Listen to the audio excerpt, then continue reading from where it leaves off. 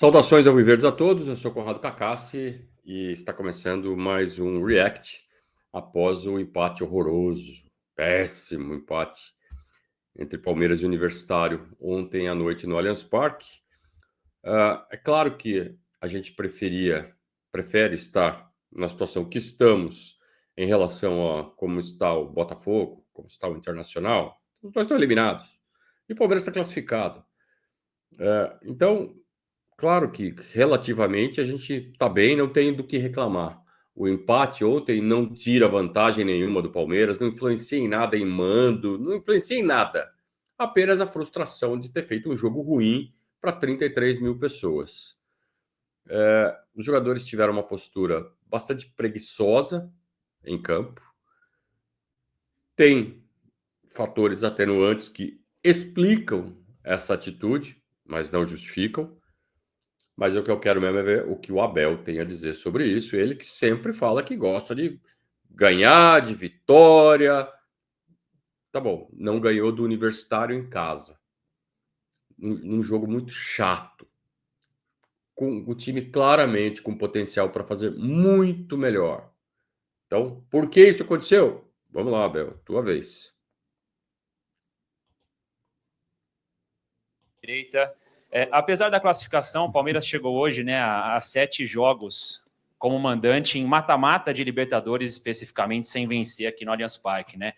Isso é um sinal de alerta, é um ponto que preocupa. Desculpa. Como mandante na Libertadores, em mata-mata, em jogos eliminatórios, né, o Palmeiras chegou a 7 empates consecutivos, né, a 7 jogos que não vence, a última vez em 2022 contra o Cerro nas oitavas. De lá para cá, sempre empates nesses duelos eliminatórios. Alguns não foram suficientes nas eliminações, no caso. Vem aí o River Plate pela frente, imagino que você já tenha acompanhado até um pouquinho dos pênaltis, talvez, agora no vestiário. É um ponto que preocupa. O Palmeiras vai ter, mais uma vez, essa vantagem de decidir em casa, se é um sinal de alerta que fica ligado, de certa maneira, apesar da classificação. Obrigado. Bom, se são 7 jogos seguidos de mata-mata com empates, desde 22, isso significa que nós fomos eliminados em 22, 23, 24. Isso significa que são 3 eliminações, mas em 4 desses empates nós passamos, que é o que interessava.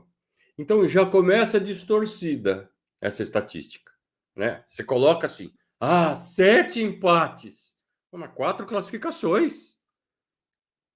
Então, vamos lá? Mas vamos lá, deixa o Abel falar. Olha, eu respeito e compreendo a tua pergunta.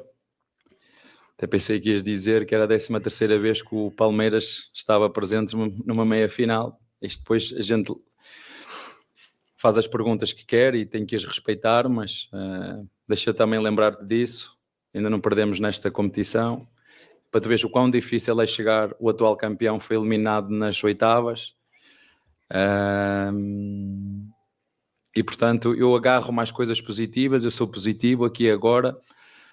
O passado, tu já viste que ninguém quer saber do passado, certo? Portanto as pessoas querem saber é do aqui e do agora, e o aqui e o agora foi que fizemos hoje um jogo horroroso, esforçado. Não, e os nossos jogadores sabem que podemos fazer mais e melhor. Sim. A verdade é que o responsável sou eu, a verdade é que quem trocou a equipa fui eu, quem fez as escolhas fui eu também. Mas também é verdade que na Libertadores, nestes últimos 4, 5 anos, as coisas têm sido muito bem feitas. Entendo a tua pergunta, respeito muito a tua pergunta. Eu não respeito. Mas eu prefiro ficar com as coisas boas que estamos a fazer. Uma primeira fase imaculada. Entramos agora nas oitavas de final, como te disse, super difícil. Vocês viram jogos primeira mão super difíceis. Os jogos da segunda mão, alguns acabarem em penaltis. Quão difíceis são. Portanto, a próxima fase será também difícil. Primeiro jogo lá, segundo jogo aqui. Vamos continuar a fazer o que sempre fazemos, mas como te disse, entendo a tua pergunta, mas prefiro valorizar este lado se tu não ficares chateado, mas mais uma vez, ou 13ª vez, eu acho que o Palmeiras chega nas quartas de final. Portanto, novo jogo, nova história, adversário diferente, e estamos aí, é o que te posso dizer. Abel. Então, assim, respondendo a pergunta do cara, já que o Abel não quis responder, eu entendo que ele não quis responder, e só não concordo quando ele fala que o Palmeiras fez um jogo esforçado, porque não teve esforço nenhum.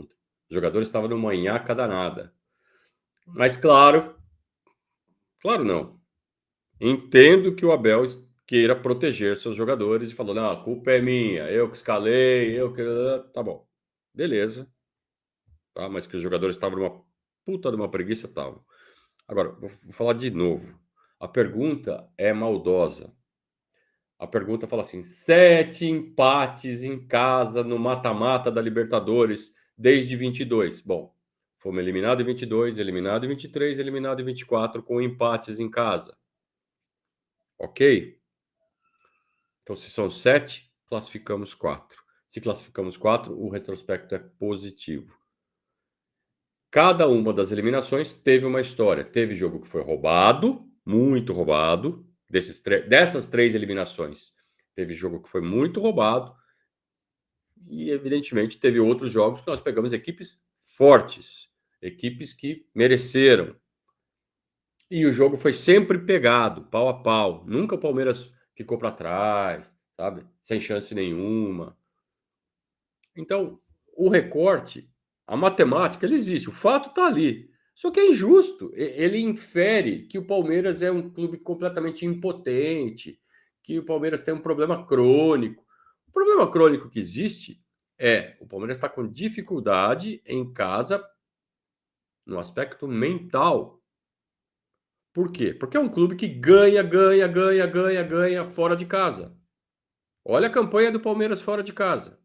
O Palmeiras é um clube que ganha em pontos corridos. Está sempre com campanhas consistentes em pontos corridos.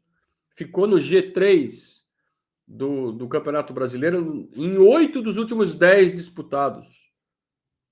Então, vai falar que o Palmeiras não é um time consistente é um absurdo. Então, está falhando em momentos específicos de mata-mata quando tem que decidir em casa. Não está claro que o problema é mental, que é nervosismo, que é ansiedade. Será que o problema não está dentro da nossa casa? Boa noite, Olá. Lucas Basílio, da Rádio 105 FM. Queria te perguntar um pouquinho sobre a estratégia para o jogo de hoje. Claro que uma larga vantagem, né? Tava tudo muito encaminhado para a classificação. Você poupa poucos jogadores, a gente pode dizer, né? Que a gente citou o Lucas Evangelista, talvez também o Piquerez, que ficaram no banco de reserva, são os jogadores mais frequentes no time titular, né? E os coloca, inclusive, no segundo tempo.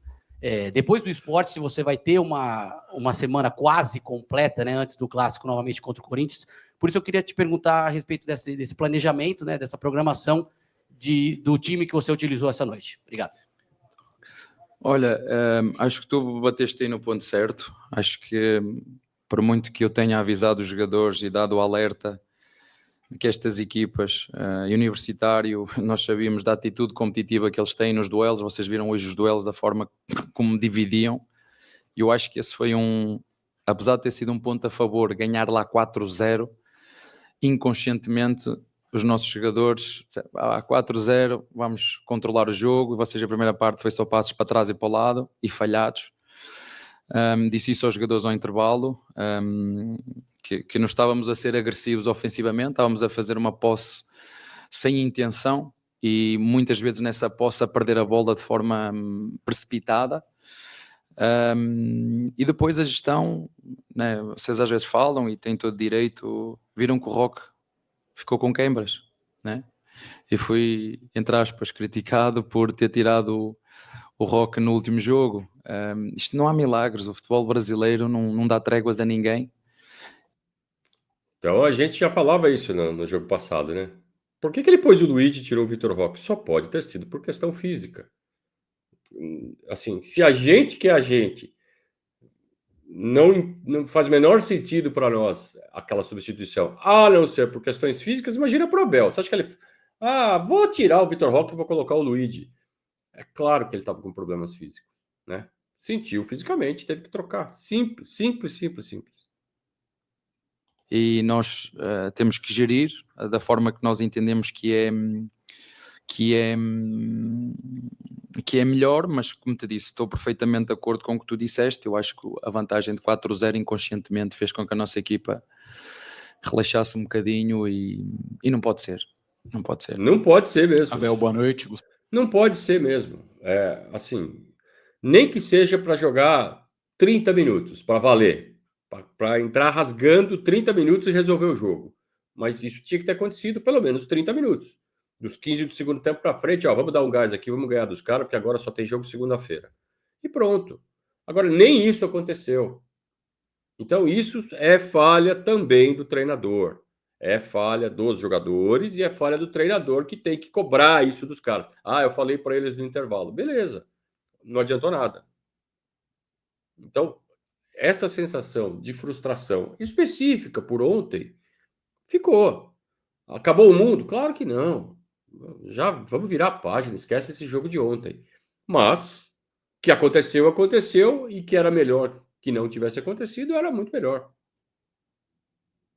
Gustavo Soler, Rádio Transamérica, e no primeiro jogo em Lima, né, você elogiou bastante a postura até do torcedor do Universitário, que com 4-0 teve ali a postura de continuar aplaudindo. Nessa sua visão do que foi o jogo de hoje, o torcedor palmeirense que fez uma bela festa, colocou as faixas na arquibancada, mas esse torcedor mereceu o comportamento que o time do Palmeiras teve em campo na noite de hoje? Olha, boa pergunta. Acho que realmente hoje quem deu o espetáculo foi o nosso torcedor. Mais ou menos. As faixas estavam bonitas, de fato. Só que aqui, quase nada. Teve lá 2 ou 3 cantos durante o jogo inteiro. Aquela atitude de empurrar o time, de chamar o time no brio, que às vezes resolve, não teve. Nem a torcida estava muito ligada no jogo. Os jogadores não estavam, a torcida não estava. Ninguém estava ligado no jogo. Aliás, até o departamento de comunicação. Eu não sei se agora são meio-dia e pouco, de sexta-feira. Ontem, até de madrugada, não tinha saído nem as fotos do jogo que a gente costuma usar para ilustrar nossos conteúdos. Não tinham nem as fotos do jogo. Tá todo mundo numa preguiça desgraçada. E há dias assim, eu por acaso até estava à espera que a casa não tivesse muito cheia em função daquilo que foi o resultado dilatado, e fiquei muito contente em ver o estádio cheio. Entendo perfeitamente o que tu estás a dizer, mas ficou o esforço. Não posso dizer que os meus jogadores não se esforçaram. Agora posso dizer que ficámos a dever naquilo que é o quesito técnico, porque eu sei que os jogadores podem fazer mais e melhor, mas realmente acho que hoje o espetáculo veio de fora e é sempre bonito quando nós jogamos em casa. Como te disse, não estava à espera de um estádio tão composto. É sempre bom, mesmo quando nós achamos e de que inconscientemente a eliminatória estava resolvida, ter o estádio bem composto, cheio, a fazer a festa. Mas sim, ficámos a dever hoje no aspecto técnico, mas temos que valorizar todo o espetáculo que foi feito de fora e a forma como acompanharam e apoiaram a equipa. Bom, tem como saber se o estádio vai estar cheio ou não, porque tem parcial de ingresso vendido. Então, se eu entrar no pré-jogo que foi publicado no nosso site, que foi publicado 24 horas antes do jogo, já estava lá a previsão de 30 e poucos mil. Então, dava para saber isso. Se isso influenciou na pré-eleição, falou assim, o estádio vai estar cheio, vamos entrar, né? Então, é falha. O Abel é um cara que se previne tanto, que estuda tanto, todos os fatores que influenciam o jogo, não estudou quanto poderia estar cheio o estádio. E pelo que ele falou agora, parece que isso influenciou na preparação mental do time. Não achei que fosse estar tão cheio. Faz alguma diferença, então, se vai estar cheio, se não vai estar? Então, se vai fazer diferença, então tem que saber mais ou menos quanto vai ter. Né? E essa informação estava disponível. Tô cobrando hoje, né? Porque, quem foi ao estádio ontem não pode ter saído satisfeito. Nem um pouco. Quer dizer, um pouco sim, pela classificação, mas pelo que foi o jogo, né? Dava para ter feito melhor. Abel, boa noite, tudo bem? André Neto da Rádio CBN aqui. Queria falar um pouco sobre a falta de opções que você tinha no banco hoje, só 9 jogadores. Alguns dos meninos que vinham aparecendo no banco, Riquelme, Eric Belé, Coutinho, agora numa reta decisiva de sub-20. Queria saber como é que foi a conversa interna do Palmeiras para decidir que esses jogadores que vinham te auxiliando a compor elenco e te dar opções até para rodar o time no que você já falou, como é que foi essa decisão para eles ficarem focados no Sub-20 nesse momento? Obrigado. Muito bem, boa pergunta a tua, de quem estudou, de quem viu, de quem sabe o que é que está a perguntar. Como deves calcular, eu podia ter trazido jogadores da equipa de Sub-20, certo? E não trouxe. É fácil de perceber porquê. Porque queremos que os Sub-20 mais uma vez ganhem, porque o Todos Somos Um é exatamente isso. E não é de hoje que nós fazemos isso, não é de hoje que nós temos cuidado em ajudar a equipa de Sub-20, porque muitas vezes nós também precisamos e a equipa de Sub-20 também nos ajuda. Estou-me a lembrar, por exemplo, do ano em que nós tivemos uma primeira fase da Libertadores, o jogo em altitude, e depois jogámos em casa com a Água Santa. Quem nos ajudou e quem nos suportou é a equipa de Sub-20. E eu acho que estes jogadores também têm que crescer na equipa de Sub-20 a ganhar, a ser campeões. E tudo que o treinador da equipa principal puder fazer para ajudar a equipa B, ou neste caso o Sub-20, que pode fazer como fez, e tu me disseste muito bem, eu fico contente por estares atento a isso. Podíamos ter trazido mais jogadores, podia ter trazido o Thales, podia ter trazido o Arthur, não tínhamos lateral, só tínhamos um lateral esquerdo, podíamos ter trazido o próprio Benedetti, mas sim, entendemos que podíamos ajudar a equipa B, porque também a equipa B, desculpem, o Sub-20, e essa também é uma das minhas funções. Não é só potenciar, valorizar e vender jogadores, mas também ajudar a equipa B naquilo que é com os jogadores que pertencem ao nosso elenco, que podem jogar na equipa B, até o Roque, mas ele pediu-me o Roque, mas eu não podia mandar o Roque. Tá, ok. O banco realmente estava desfalcado, então na hora de mexer tinha menos opções, mas poderia ter feito facilmente 2 ou 3 alterações que já mudariam totalmente a cara do time. Acho legal essa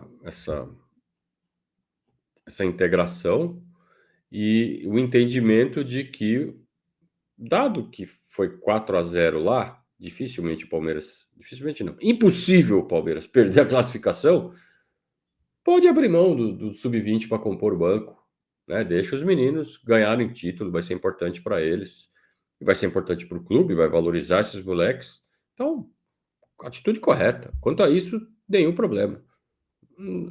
As coisas não se relacionam tanto assim com o fato do Palmeiras ter feito um jogo tão ruim, né? Um pouco, ok. O fato de ter jogado com o Felipe Anderson na ala esquerda, algumas coisas influenciaram, mas isso não explica, por exemplo, o péssimo posicionamento do Maurício e do Alan na partida de ontem, né? Que até agora ninguém falou sobre isso.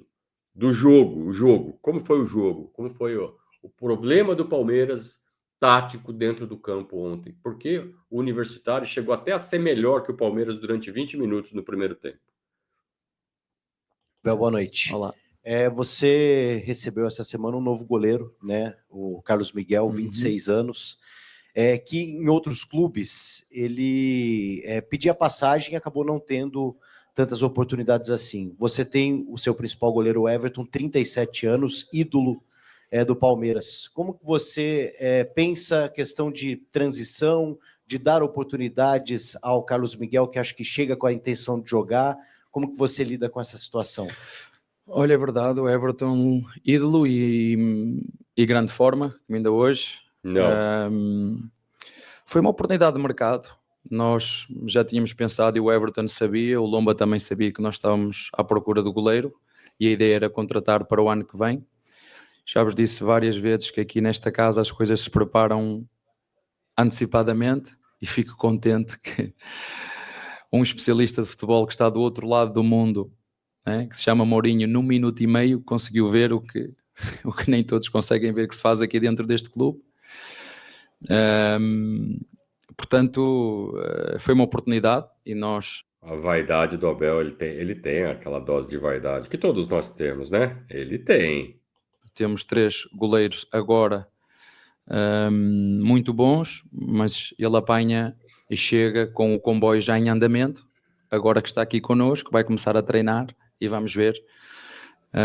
Eu sempre disse que aqui eu não dou camisetas a ninguém, quem vem, quem chega, tem que demonstrar, mas neste momento os outros dois estão à frente pelo número de jogos que têm, Neste pelo momento. ritmo. Agora ele vai ter que recuperar, treinar e daqui até ao fim vamos ver. Mas como te disse, não era para vir este ano, foi uma oportunidade de mercado que a Leila e o Barros encontraram e nós contratamos um jogador para nos ajudar e reforçar nesta posição. Eu não tenho dúvida que o Carlos Miguel vem para ser titular do Palmeiras. Quando? Provavelmente ano que vem. Então ele vai aproveitar esses meses daqui até o final da temporada para se ambientar.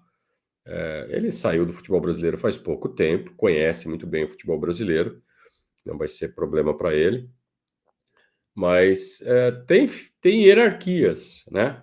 Ele pode acelerar esse processo se ele treinar pra caramba, se ele arrebentar nos treinamentos.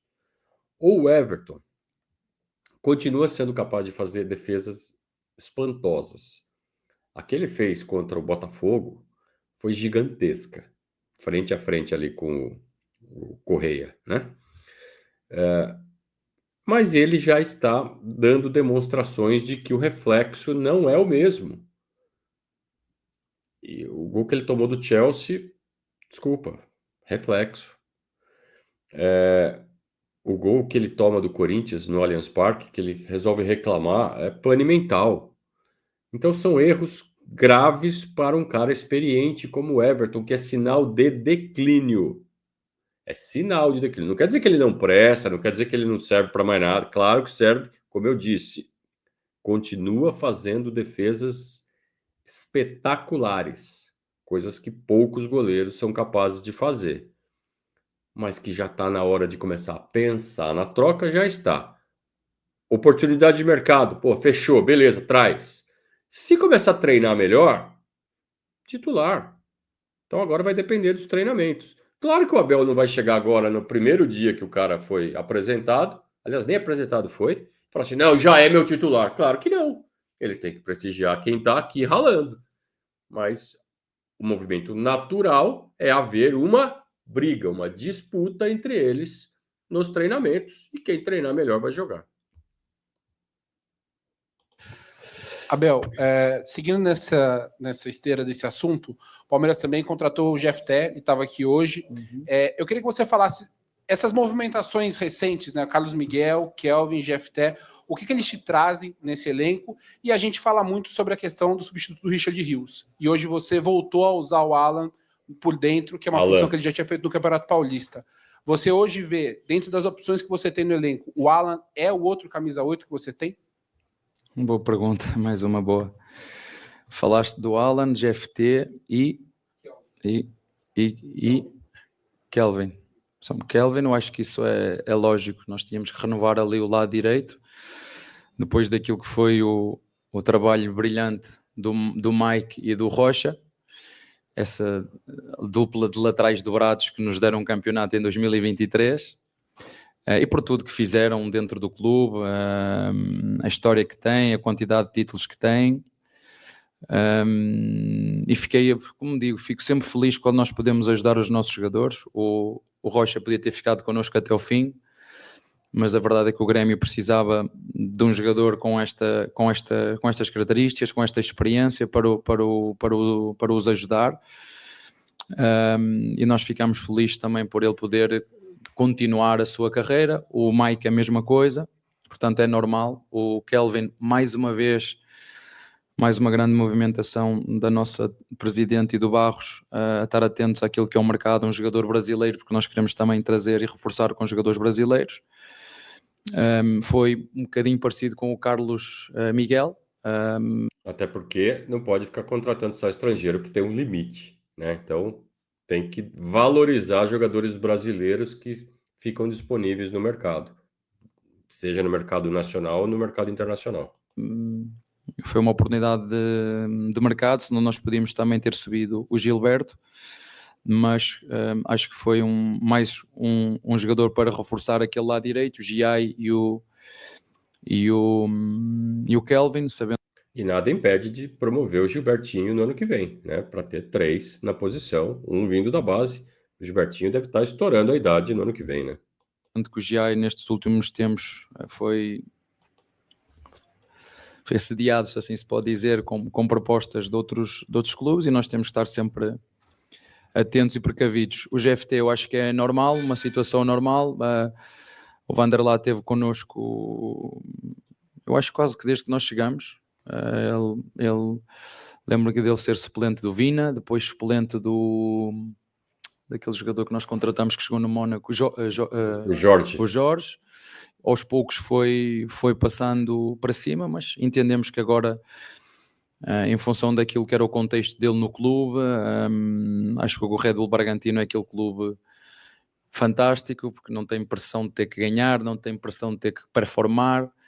O próprio John saiu daqui num contexto muito parecido com o dele, pouca gente com pouca paciência, e os jogadores depois chegam ali num contexto diferente, com um clube com objetivos diferentes, com uma torcida diferente, onde a camisola não tem o mesmo peso que esta, e acabam por performar, e nós entendemos que era o caminho certo para o Vanderlá, e contratamos o GFT. Depois só temos o Piquerez, portanto vem reforçar esta posição. Agora não podemos deixar de dizer isso.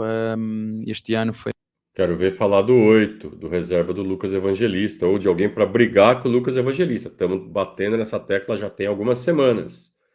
E o repórter perguntou, vamos ver se ele vai responder. Estamos num período de transição, saíram 16 jogadores, se vocês contarem com Dudu, com Rony, enfim, são 16 jogadores que entraram, contratações que fizemos e jogadores que subiram da equipa B, como o Alá, e já que estamos a falar do Alá, sim, quis experimentar o Alá na 8, mas ao mesmo tempo, como é que eu posso pedir dele um empenho na 8 ou desempenho na 8 quando o treinador nos últimos jogos o pôs na ponta direita ou ponta esquerda, entendes?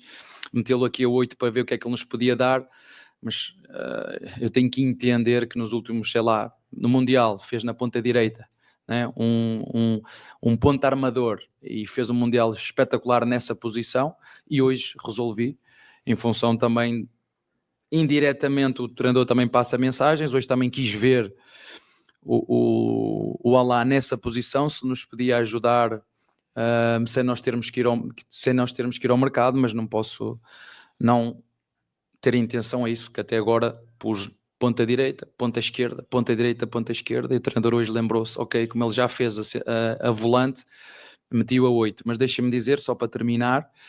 Antes que ele fale outra coisa, para não perder o raciocínio aqui, que bom que o Alan jogou mal ontem, então, porque se ele jogasse bem, aí, então precisava contratar um 8, ela precisa, então que bom que ele jogou mal ontem, e explica em partes porque o Palmeiras jogou tão mal ontem, e a gente falou, em termos táticos, o Palmeiras jogou mal ontem porque não tinha meio campo, porque as jogadas começavam e não tinha como dar sequência às jogadas por dentro, tinha que abrir, por quê? Porque o Alan estava posicionado estupidamente próximo à linha lateral, e o Maurício, por outro lado, também poderia estar posicionado mais para trás, ele estava espetado lá na frente, disputando espaço com o Vitor Roque e com o Flaco Lopes. Então o Palmeiras perdeu o meio campo, e isso foi uma das razões porque o time jogou tão mal. Então agora está explicado. Eu tentei botar o Alan fazendo a 8 ali, isso ficou claro para nós, só que o Alan se posicionou muito aberto. E aí ele fala assim, ele vem jogando aberto faz tempo, fez um baita do Mundial jogando aberto. Então ele está meio que condicionado a fazer esse movimento. E por isso não funcionou ontem. Achei uma explicação razoável. Já estou menos insatisfeito, e muito menos insatisfeito de saber que o fato de ele ter jogado mal vai fazer com que o Palmeiras intensifique a busca por mais um camisa 8 para brigar pela posição com o Lucas.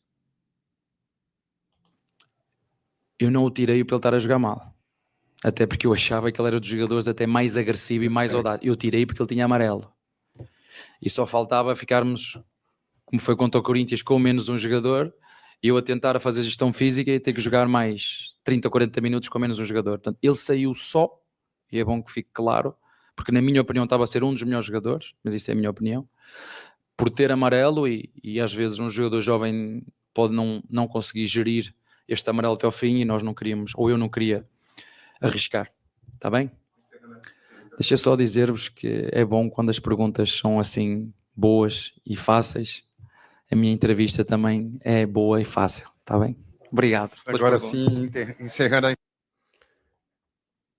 Tava de bom humor, o Abel, hoje. Até porque, se ele chega de mau humor, ele intensifica aquele mal-estar que o time deixou. O time deixou a torcida com mal-estar. Fala, pô, que jogo horroroso. Que nhaca que esses caras estavam. Que preguiça que esses caras estavam. Então o Abel meio que fez mais uma vez um teatro ali, chamou as atenções para ele e serviu de para-raio. Aliás, uma das grandes funções, uma delas, né, que o Abel desempenha no Palmeiras é ser para-raio. Ele é para-raio do elenco, ele é para-raio da presidente, para-raio do diretor de futebol. Ele chama tudo para ele. E isso tem muito valor. Então você vê, um jogo tão ruim. Ele chegou todo sorridente, tal, de bom humor, perguntas sacanas. Ele fala assim: as perguntas foram boas. É um artista esse Abel Ferreira, né? Vamos lá. Então fechamos a cobertura do nosso Palmeiras Universitário, viramos a página. Que página feia da história do Palmeiras, né? Vamos virar essa página, acabar esse jogo logo.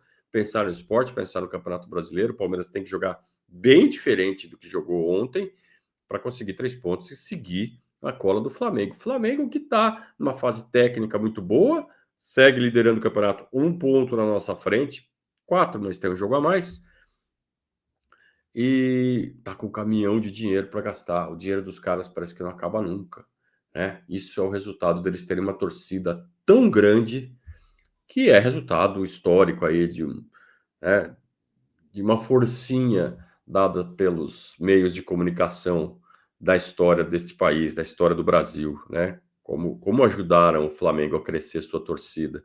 E o resultado a gente está vendo hoje.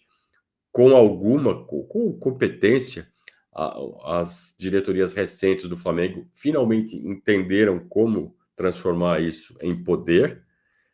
E o Flamengo que patinou por tanto tempo, mesmo tendo esse patrimônio que é a sua torcida, enorme torcida, nunca soube aproveitar, né? Conseguiu agora. Então o Palmeiras tem que aproveitar esse espaço e fazer a torcida crescer também para poder disputar essas fontes de receita com o Flamengo. O Palmeiras já tem muito sucesso na base, muito mais do que o Flamengo.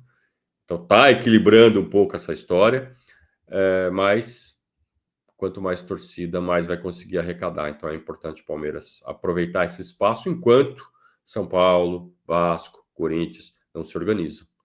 Porque também são clubes de grandes torcidas e se eles se organizarem vai ficar mais difícil. O Palmeiras está um degrau na frente, tem que aproveitar. Eu escrevi um texto ontem no nosso site, no Verdazo, convido vocês a lerem. Nosso site é o verdazo.com.br. Acho que vale a pena o Palmeiras ficar atento a esses movimentos macro do futebol brasileiro. Segunda-feira, então, temos mais um encontro marcado. Palmeiras e Sport no Allianz Parque. Estaremos lá. Anderson narra, eu comento. Até segunda-feira. Tenham um ótimo final de semana. Um grande abraço e saudações alviverdes.